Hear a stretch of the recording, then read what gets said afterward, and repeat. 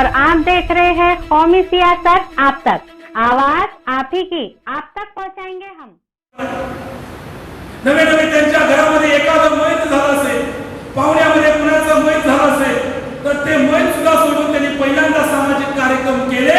समाजाला जागृत करण्याचं ती लोक इमानीद्वारे काम करत आहेत, त्यांना सल्यूट करण्यासाठी मी आलो, त्यांना नमन करायला मी आलो। त्याच्यामध्ये इथं बसलेली लोक असू शकतील, विचारमंचावरती असू शकतील आणि माझ्या नजरेमध्ये मला दिसत आहे इथं बहुतांश लोक इथं अदृश्य शक्तीमध्ये आहेत। मला एका पत्रकाराने प्रश्न विचारला, सर तुम्ही वारंवार अदृश्य शक्ती म्हणताय, वारंवार अदृश्य शक्ती म्हणताय, नेमकं कोण आहे सांगा की।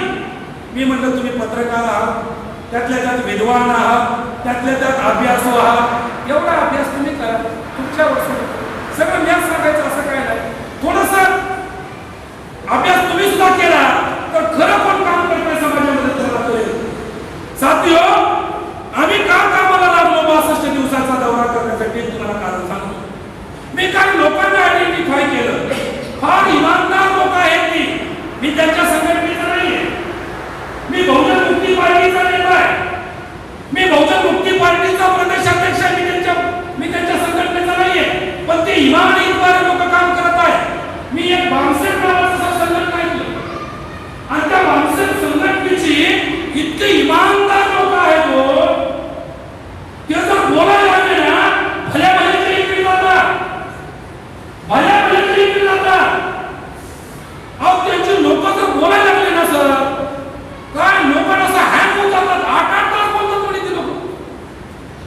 अरे किती मोठं पोटेन्शियल आहे, पण ती लोक किती महान आहेत तुम्हाला माहित आहे? ती भानसे भारत मुक्ती मोर्चा आणि ऑफशूट विंगची जी लोक आहेत, मी त्यांना जवळ ऐकलंय, मी त्यांचा कार्यक्रम नाही, मी बहुजन मुक्ती पार्टीचा पदाधिकारी आहे, मी बहुजन मुक्ती पार्टीचा प्रदेशाध्यक्ष आहे, पण मी बघितलंय त्यांना भारताचं संविधान जंतर मंतरवरती झालं तेव्हा हीच लोक रस्त्यावरती आली, त्या नेक आणि इमानदार लोकांना सल्यूट करण्यासाठी मी आलो। कारण विचारधारा कोणाची मुक्ती झाली नाही, आम्हाला त्यांची विचारधारा आवडते त्यांची आम्ही घेऊ, आम्हाला त्यांची आवडते आम्ही त्यांची घेतली, पण ते जे सांगते चांगलं सांगते ते आम्ही घेतोय, त्याच्यावरती अंमलबजावणी करतोय, पण त्यांनी आम्हाला समर्थन नाही दिले करतोय। आणि किती इमानदार लोक आहेत, हा देश काँग्रेस आणि बीजेपी मिळून विकत आहे असं का म्हणतोय? पत्रकार बांधव आहे, लाईव्ह चालू आहे, तरी मी असं का म्हणतोय? बीजेपी विकत आहे, काँग्रेस गुपचूप, सेना गुपचूप, राष्ट्रवादी गुपचूप, आणि त्यांनी रेल्वे विकल्या, त्यांनी विमानं विकली, त्यांनी शाळा विकल्या, त्यांनी रस्ता विकलं, त्यांनी आमची शेतं विकायला काढली, त्यांनी आमच्या नोकऱ्या सगळ्या विकून टाकल्या, त्यांनी सगळं खासगीकरण केलं। आम्हाला माहित आहे काँग्रेस बीजेपीची लोक नाराज आहेत, आम्हाला माहित आहे, पण जे स्वतःला विरोधक म्हणतात त्या बीजेपी प्रणित लोकांना आम्ही नालायक तर समजलेलंच आहे, पण जे स्वतःला विरोधक म्हणतात त्या काँग्रेसला आमचा सवाल आहे, अरे महानालायकांनो तुम्ही कुठे आहे? ते नालायक आहेत, तुम्ही महानालायक याच्यासाठी आहात की ते देशाची वाट लावत असताना तुम्ही कोणत्या बिलात लावलाय? ते रोज रेल्वे स्टेशन किती 400, आता त्यांनी 400 रेल्वे स्टेशन इकायला काढली। राहुल गांधी चिडी चूप, सोनिया गांधी चिडी चूप, आमच्या पुरोगामीचे नेते शरद पवार जे चिडी चूप, ते स्वतःला पुरोगामी म्हणतात। अरे तुमचं नकली पुरोगामीत्व काय करायचं आहे? बीजेपीचे लोक आमच्या आरक्षणाला विरोध करतात आणि काँग्रेस राष्ट्रवादीचे लोक पदोन्नतीतलं आरक्षणाचं थांबवतात, दोघांची नीती एकच आहे। बीजेपीचे लोक आमची शेती विकायला काढतात, नवे नवे आमची शेती अडाणी अंबानीला देण्याचा प्रयत्न करतायत,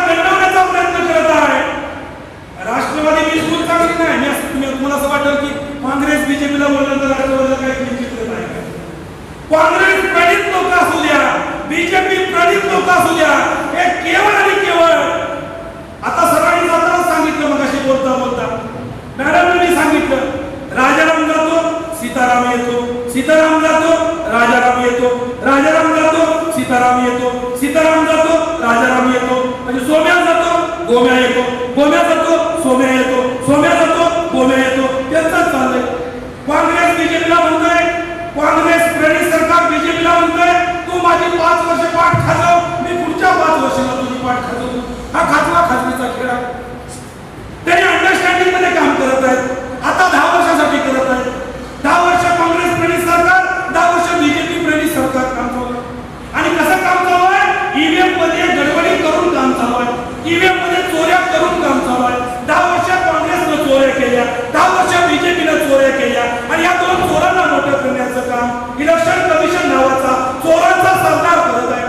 मी ऑनलाईन सांगत आहे, इलेक्शन कमिशन चोराचा सरदार आहे. कारण तो चोराचा सरदार चोर असलेल्या काँग्रेसला, चोर असलेल्या बीजेपीला सत्य करण्याचं काम चोराचा सरदार असलेला इलेक्शन कमिशन करत आहे. हे सांगण्यासाठी मी आलो.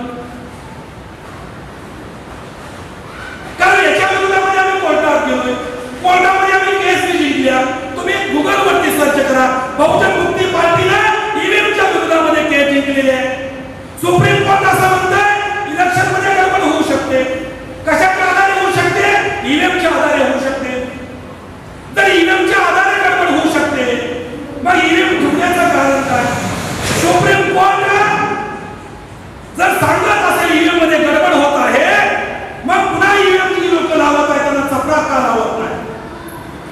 तर याच्या सुद्धा पाठीमागे काय रणनीती त्यांची चालू आहे हे सांगण्यासाठी मी तुम्हाला, काय आपला उद्देश आहे साथीनो, मी तुम्हाला हे सांगण्याचा प्रयत्न करतोय. या देशातलं काँग्रेस प्रणित सरकार असू द्या पाठीमागचं, किंवा आताच अगदी बीजेपी प्रणित सरकार असू द्या, ती आमच्या SC ST OBC NT DNT BJP MBC SBC आणि मायनॉरिटी मधील लोकांना केवळ आणि केवळ उल्लू बनवण्याचं, मूर्ख बनवण्याचं काम करत आहे. काँग्रेस आम्हाला काय करतंय? जेव्हा बीजेपी त्याला मारल्यासारखं करतोय, तेव्हा काँग्रेस रडल्यासारखं करतोय. जेव्हा काँग्रेस त्याला मारल्यासारखं करतोय, बीजेपी रडल्यासारखं करतोय. त्याने दोघांनी ठरवलंय, तू मारल्यासारखं कर, मी रडल्यासारखं करतो. तेव्हा तू मारल्यासारखं कर, मी रडल्यासारखं करतो. आणि यांच्याशिवाय देशामध्ये तिसरा पर्यायच नाही. म्हणून साथीनो, तिसरा पर्याय भारतामध्ये उदयास आलेला आहे, तो म्हणजे केवळ आणि केवळ बहुजन मुक्ती पार्टी आहे. तुम्ही म्हणाल तुम्ही असं कोणत्या बेसवर बोलत आहे? तुम्ही म्हणाल असं तुम्ही कोणत्या बेसवर बोलत आहे? माझं तुम्हाला मी कोणत्या बेसवर बोलतो मी तुम्हाला सांगतो. बघा, शरद पवार साहेबांचा प्रभाव दिल्लीच्या राजकारणात असू शकेल. शरद पवार साहेबांचा प्रभाव दिल्लीच्या राजकारणात असू शकेल, पण त्यांच्या राष्ट्रवादीचा प्रभाव दिल्लीच्या राजकारणात आहे का? बिलकुल नाही. शिवसेनेचा प्रभाव महाराष्ट्रात असेल, दिल्लीच्या राजकारणात असेल थोडाफार, परंतु काय त्यांच्या पार्टीचा प्रभाव दिल्लीत आहे का? पार्टीचा प्रभाव आहे का? महाराष्ट्र सोडलं तर शिवसेना कुठं आहे का? त्यांचा आहे काय? वंचित बहुजन आघाडी, बाळासाहेब आंबेडकरांचा प्रभाव तुम्हाला महाराष्ट्र आणि महाराष्ट्राच्या बाहेर दिसतोय का? काय बहिणीचा प्रभाव उत्तर प्रदेश सोडलं तर दिल्ली आणि दिल्लीच्या बाहेर कुठं दिसतोय का? बोला की मायावती नाही आली का तुम्हाला बोलायला? तुम्ही बोललं पाहिजे. मी संवाद साधायला आलोय, चर्चा करायला आलोय, भाषण करायला नाही. कारण आम्ही ऐकलंय की भाषण करून लोक अगदी काय होत नाही, लोकांमध्ये फरक पडत नाही. समजून सांगितलं फरक पडतो. समजून सांगण्यासाठी आलोय. भाषण करणं उद्देश नाहीये, केवळ पोपटपंची करणं उद्देश नाहीये, समजून सांगणं उद्देश आहे. मायावतीच्या पक्षाचा प्रभाव दिल्लीच्या राजकारणात नाहीये. मग 2च पक्ष राहिले. कुठला? एक होता काँग्रेस, एक होता बीजेपी. मग काँग्रेसचं तुम्हाला सांगतो, काँग्रेसचा उदय झाला, काँग्रेसचा विकास झाला, काँग्रेसचा अंत झाला, काँग्रेसचा उदय झाला, काँग्रेसचा विकास झाला, काँग्रेसचा अंत झाला. सर, बीजेपीचा उदय झाला, वाटलं नव्हतं एवढ्या लवकर विकास होईल, पण एवढ्या लवकर बी विकास झाला. आणि वाटलं नव्हतं एवढ्या लवकर अंत बी होईल, एवढ्या लवकर अंत बी झाला. आणि या दोघांचा अंत झालाय. आता इनकमिंग केवळ आपल्याकडेच चालू आहे. तुम्ही सोशल मीडियावरती बघा, बहुजन मुक्ती पार्टी सोडलं तर कुणाचाच महाराष्ट्र दौरा नाही. मी मनात ठाण मांडून कामाला लागलोय. 62 दिवसाचा दौरा आहे आणि सगळा महाराष्ट्र पिंजून काढणार. 10 ऑगस्टला जेव्हा माझी निवड झाली, पुण्यामध्ये मी निश्चित सांगितलं होतं पूर्ण महाराष्ट्र पिंजून काढेल.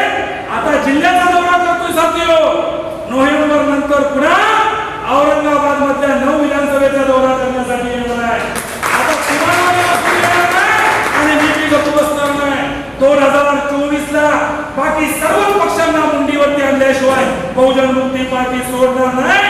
कुठल्याही परिस्थितीमध्ये 2024ला महाराष्ट्राच्या विधानसभेमध्ये आणि देशाच्या संसदेमध्ये आपणाला जाण्यासाठी कोणीच रोखू शकणार नाही. त्यांची आयडिओलॉजी बहुजन मुक्ती पार्टीकडे आहे, जी रणनीती बहुजन मुक्ती पार्टीकडे आहे, जी काम करण्याची पद्धत बहुजन मुक्ती पार्टीकडे आहे, ती कुणाकडेच नाही. दुसरं, आमच्या पाठीमागे अदृश्य शक्ती मोठी आहे. अशी अदृश्य शक्ती त्यांच्याकडे सुद्धा नाहीये. मी असं म्हणताना फडणवीस काय म्हणते माहिती का? काय लोक म्हणतात की आमच्या पाठीमागे अदृश्य शक्ती आहे, त्यांच्याच पाठीमागे आहे, आमच्याच पाठीमागे अदृश्य शक्ती.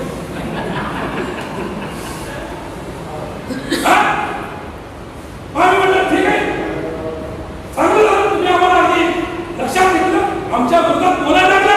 आम्ही त्यांना सांगितलंय, फडणवीस साहेब टीव्ही वरती येऊन तुला बहुजन मुक्ती पार्टीला थोडे शिव्या करते आम्ही. चांगलं झालं, शिव्या द्या. साथियो, मी तुम्हाला काय विचारतोय, आमच्या लोकांची जी गरजेपी होत आहे, काँग्रेस प्रणित लोकांनी केलेली गरजेपी असेल, बीजेपी प्रणित लोकांनी केलेली गरजेपी असेल, ही गरजेपी इतकी भयानक आहे साथियो, त्याच्या विरोधात कोणी बोलायला तयार नाही. कारण कोणत्याच पक्षाचा प्रभाव नॅशनल लेवलला नाही. नॅशनल लेवलला केवळ एकच पार्टी आहे, त्या पार्टीचं नाव आहे बहुजन मुक्ती पार्टी. मी असं तुम्हाला काय म्हणतो, दुसरं काय मी अजूनही म्हणतो तुम्हाला दुसरं कारण काय. अमिताभ बच्चन कोण बनेगा करोडपती मध्ये एक प्रश्न विचारला. काय विचारला? देशात सर्वात जास्त खासदारकीच्या जागा लढवणाऱ्या पार्टीचं नाव काय? सर कसा प्रश्न विचारला? कोण बनेगा करोडपतीला प्रश्न विचारला. आता आमच्या लोकांना काहीच माहिती नाही, पण अमिताभ बच्चनला फिट माहिती आहे आणि त्याला पर्याय दिला. काय दिला? BSP, BMP, Bharatiya Janata party आणि काँग्रेस. आमच्या लोकांना काहीच माहिती नाही, अमिताभ बच्चनला माहिती आहे. काही लोकांना चुकीचं उत्तर सांगितलं आणि चुकीचं उत्तर सांगितल्यानंतर लगेच त्यांनी बोलतात असं म्हणाले, हा हे खरं आहे की बीजेपी जास्त निवडून आली असं, बीजेपी जास्त जागा निवडून आली असं.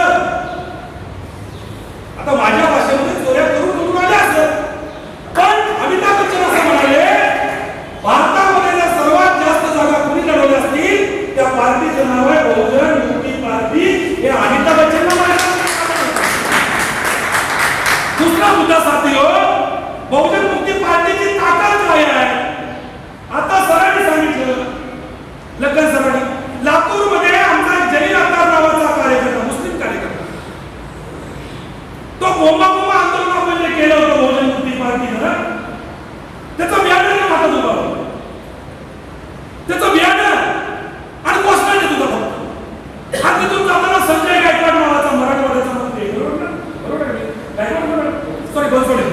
संजय बनसोडे हे मंत्री आहेत, ते तिथून चालले होते आणि त्यांच्या ऑफिसकडे चालले होते, त्यांची मीटिंग होती. जसं त्यांनी जलील अत्तारला बघितलं, त्याच्या हातामध्ये बहुजन मुक्ती पार्टीचा बॅनर बघितला, ते सगळ्यांना सोडतात की त्याने कार्यकर्ते त्याला हात घालायला त्या मंत्र्याला, त्यांना अजिबात त्याच्याकडे नाही. ते जसं गाडीत उतरलं तसं त्या जलील अत्तारकडे गेलं आणि त्यांना सांगितलं की ऑफिस मध्ये येऊन.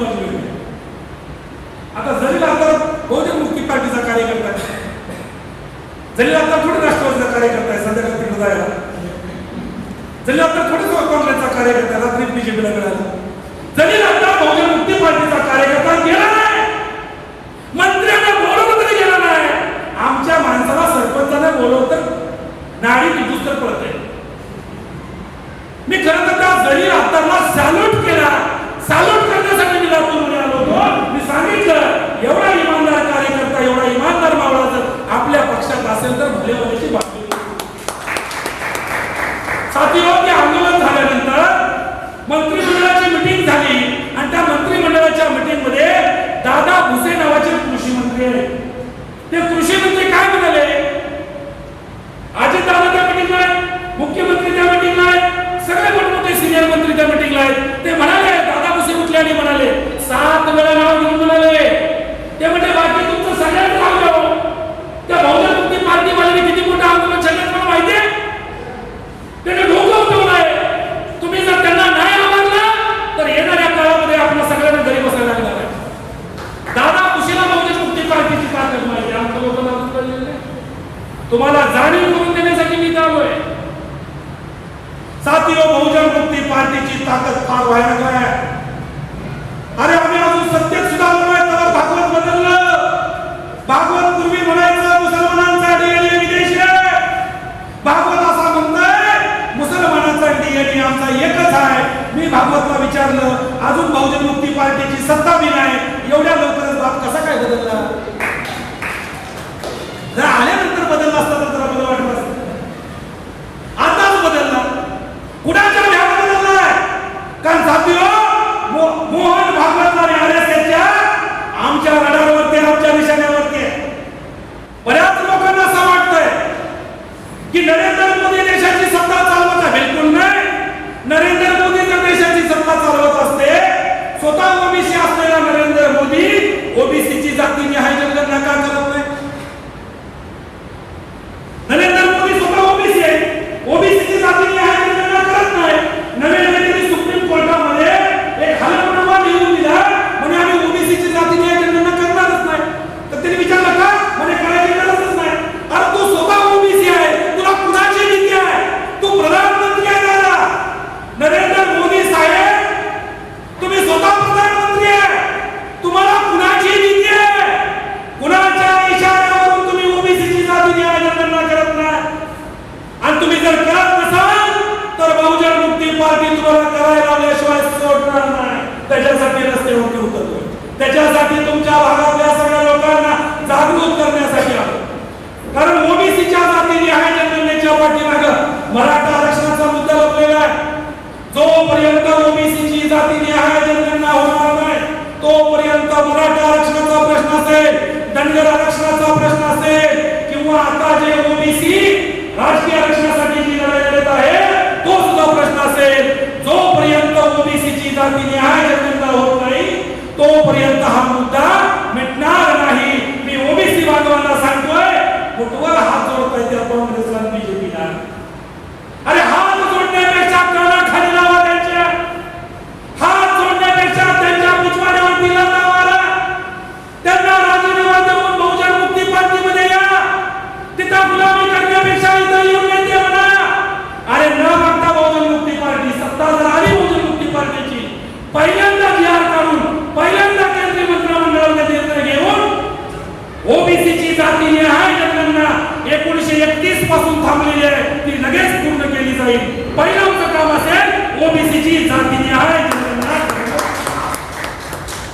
बहुजन मुक्ति पार्टी की 64 दिन की महाराष्ट्र का दौरा चल रहा है. महाराष्ट्र, पूरे महाराष्ट्र के अंदर ये महाराष्ट्र के अंदर जो दौरा चल रहा है, इसका मेन कारण है, रीज़न है उसके पीछे सभी SC, ST, NT, DNT, VJNT, MBC, SBC, OBC और माइनॉरिटी के समस्त जो पीड़ित लोग हैं, वंचित लोग हैं, शोषित है, अत्याचारित लोग हैं, उनको इकट्ठा करके संविधान ने उनके हक अधिकार जो दिए हैं, लेकिन कांग्रेस प्रणीत नालायक सरकार ने, बीजेपी प्रणीत नालायक सरकार ने जो हक अधिकार उनके छीन लिए हैं, वो हक अधिकार के बारे में उनको जागरूक करने के लिए ये दौरा चालू किया है. उसके वजह से हम आज जो मेला हम इधर ले रहे हैं, उसके वजह से आज हम इधर आए हैं. औरंगाबाद शहर के अंदर महानगर पालिका का जो इलेक्शन होगा, उसके अंदर अभी हमने 50 लोगों की अभी तैयारी की है. आने वाले समय में जितने भी इधर वार्ड रहेंगे, उसके अंदर सभी कैंडिडेट को खड़ा करके बहुजन मुक्ति पार्टी की ताकत बढ़ाई जाएगी. सर, लोकल के रास्ते का प्रश्न है, सामान्य लोगों के हालात का प्रश्न है, कचरा डिपो का प्रश्न है, और बेरोजगारी की समस्या है, लोगों के रहने की समस्या है, लोगों की मेडिकल की समस्या है. कोरोना काल में बहुत सारे लोग लॉकडाउन की वजह से मर रहे, उसकी भी समस्या है. इसी सभी मुद्दे को लेके हम लोगों को जगाने के लिए काम. ये आपको ऐसे लगता है हमारे पीछे एक अदृश्य शक्ति काम कर रही है. वो अदृश्य शक्ति इतनी बड़ी है, उसका किसी को भी पता नहीं है. ये पता ओनली मोहन भागवत को है. और आने वाले समय में हमारी क्या ताकत है, आने वाले समय में आपको दिखाएंगे. देखो सर, ये महानगर पालिका के अंदर जो भी लोग अभी वर्क कर रहे हैं, जिसकी सत्ता है, वो लोग अपोजिशन के विरोध में खाली बात करते हैं. अपोजिशन वाले लोग सत्ता वाले लोगों के खिलाफ में बात करते हैं। ये लोग एक में की खाली टीका टिप्पणी करने की बात करते हैं, ना कि किसी काम की बात करते हैं। तो इस हालात के लिए जो भी अभी सत्ता में बैठे हुए लोग हैं, चाहे या कांग्रेस के हो, चाहे राष्ट्रवादी के हो, चाहे सेना बीजेपी की हो, वही लोग उसके लिए जिम्मेदार है। गरीब लोग कैसे उसके लिए जिम्मेदार है? अभी खैरे साहब के ऊपर अगर लोग गुस्से में हैं तो लोग गुस्से में क्यों होते हैं कि वो खाली टीका टिप्पणी की काम करते हैं, काम की बात कुछ नहीं करते। खाली इधर एमआईएम का अगर कोई कैंडिडेट है एमपी, वो शिवसेना पर टीका टिप्पणी करेगा, शिवसेना के लोग उस पर टीका टिप्पणी करेगी। टीका टिप्पणी करने से पेट थोड़ी भरता है। हाँ, या तो हिंदू मुस्लिम झगड़ा होने की वजह से या तो एमआईएम को फायदा होगा या तो शिवसेना को फायदा होगा, लेकिन गरीब लोगों का क्या फायदा होगा? बिल्कुल। हमारा कुछ आइडियोलॉजी है, उस आइडियोलॉजी पर हम काम कर रहे हैं, और जो भी हमारी आइडियोलॉजी है 100 रुपए के स्टाम्प पेपर पर हम लिख के दे रहे हैं। वो स्टाम्प पेपर अगर आपके पास नहीं आया है, आने वाले समय में आपके पास देंगे, आप उसको। लेकिन आप क्या किसके पक्ष में है? संभाजी नगर होना चाहिए या औरंगाबाद ही रहना चाहिए या औरंगाबाद का विकास होना चाहिए? हम इसी पक्ष में, लोगों के पक्ष में, लोगों की उन्नति होनी चाहिए, इसी पक्ष में। अच्छा, मैंने एक स्टोरी, हाँ, औरंगाबाद का विकास होना चाहिए, इसके पक्ष में। हमारे बहुत सारे लोग उसकी डाटा इकट्ठा कर रहे हैं। कुछ लोगों ने डाटा इकट्ठा करके कलेक्टर साहब को इधर के जो नालों पे निर्माण की क्यों परमिशन देती है महानगर पालिका? आप सवाल नहीं करेंगे? नहीं, महानगर अगर जो भी अनाधिकृत है, अगर वो रियलिटी में है, उसकी पहले जांच होनी चाहिए। अगर अनाधिकृत है तो सर मेरा सवाल ये, अगर रियलिटी में है, परमिशन है, लेकिन अगर उससे शहर को नुकसान हो रहा तो क्या? तो मैं वही वो बोल रहा हूँ, अगर रियलिटी में है तो उस पर कार्रवाई होनी चाहिए। ओके, हाँ। अच्छा, और हम ये कहना चाह रहे हैं, अगर लोगों की जो संख्या बढ़ रही है उसकी वजह से तो क्या हो रहा है, लोग किधर भी अपनी बस्ती बसा रहे हैं जी। तो देश में महाराष्ट्र गवर्नमेंट है, नरेंद्र मोदी का गवर्नमेंट है, वो लोगों की जनसंख्या की जो भी गलत चीज से ये जो समस्या बढ़ रही है उसको रोकने के लिए या महाराष्ट्र शासन कोई काम नहीं कर रहा है या देश का शासन कोई काम नहीं कर रहा है। सर हमारे पास बहुत सारे पक्ष पार्टी के लोग अभी हमारे साथ बातचीत कर रहे हैं। आने वाले समय में हम हमारा एजेंडा डिक्लेयर कर देंगे। अभी हम हमारी पार्टी की ताकत बढ़ा रहे हैं। जब भी इलेक्शन आएगा तभी हमारा जो रणनीति है वो हम डिक्लेयर करेंगे। मैं औरंगाबाद वासी को यही कहूँगा, कोरोना के नाम के पीछे लॉकडाउन नाम का षड्यंत्र लगा के लोगों की मारने की रणनीति चल रही है।